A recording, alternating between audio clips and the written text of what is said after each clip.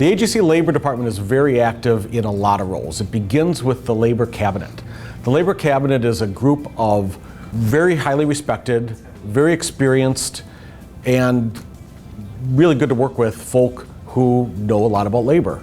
We discuss the issues at a policy level, and they help provide both the insights and the oversight about everything that AGC does on the labor perspective.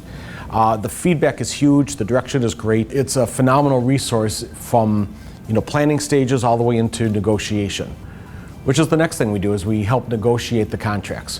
What this means is we facilitate the conversations among contractors and the different trades.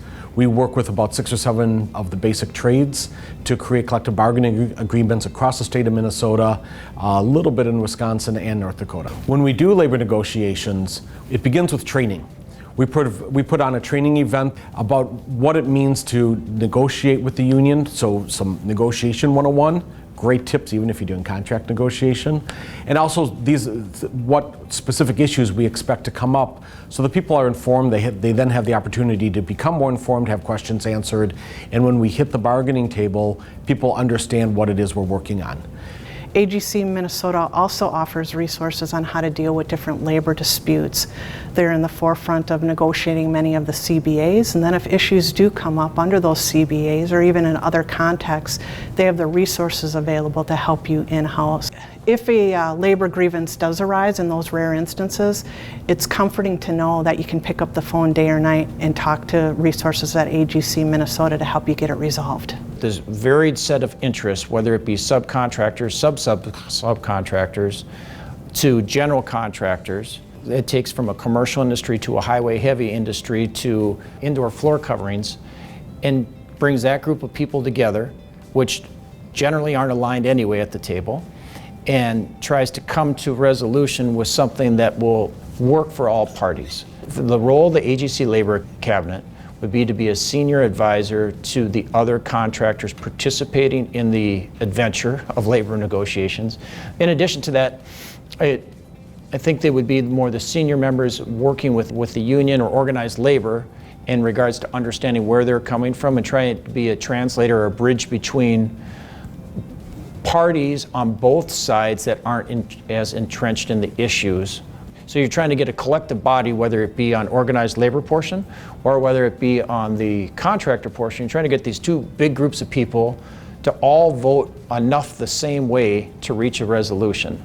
We then have the committees that negotiate with the unions. This is a great opportunity for the contractors to get to know the unions and the union representatives, to understand their needs and their issues and concerns, to understand some of the directions the industry is heading, and to create good binding partnerships with the trades. The trades are one of the keys to having good product on the job site. And it begins, I think, a lot of times with the negotiations where you have that opportunity to set a tone and to get to know the leaders and a lot of times the people working on the ground and hearing what their issues are. We get great information from Mike and the AGC so that we can make better informed decisions as a business. Through the trainings, it's a good opportunity in the AGC sessions to go through and talk with other contractors and talk in an open environment to see what issues and items of concern that they have for running their own businesses, and see how that works with your particular business and the AGC, so that you can talk forth as an industry how to best tackle some problems and come up with a solution. When it came time for contract negotiations with the local unions, the AGC was able to handle that side of things, where I was able to focus on my business and do what I had to do to run my company. And I had no worries knowing that I had professionals handling the contract negotiations, and there was a filter between me and the local unions where I didn't have to worry about creating animosity or perhaps bad feelings. The biggest takeaway to me from my position with the AGC and as a contractor is that having context, meaning relationships to best talk through the issues, helps you get to a solution that works for both parties. So having the contractors pre-meeting and talking amongst each other to understand where they're at, having a good relationship with the union, and the AGC being a good translator between both the contractors and the trade unions to kind of sit down and talk through not only just what an issue is, but the context as it relates to a relationship seems to me to get us a better result faster that lasts, that works for both parties. And so I've relied on Mike and his expertise in what it looks like for me as I make that gap or that jump to the next level. Mike has offered, and I'm going to take him up on it, that he will sit down with me along with the unions at the table to help craft a negotiation that's fair and reasonable to all sides, to make sure that as I transition here, that it happens at a rate that isn't too quickly that may cause problems for anybody, right? And so the unions wanted to succeed, I wanted to succeed, and Mike is committed to helping it succeed together.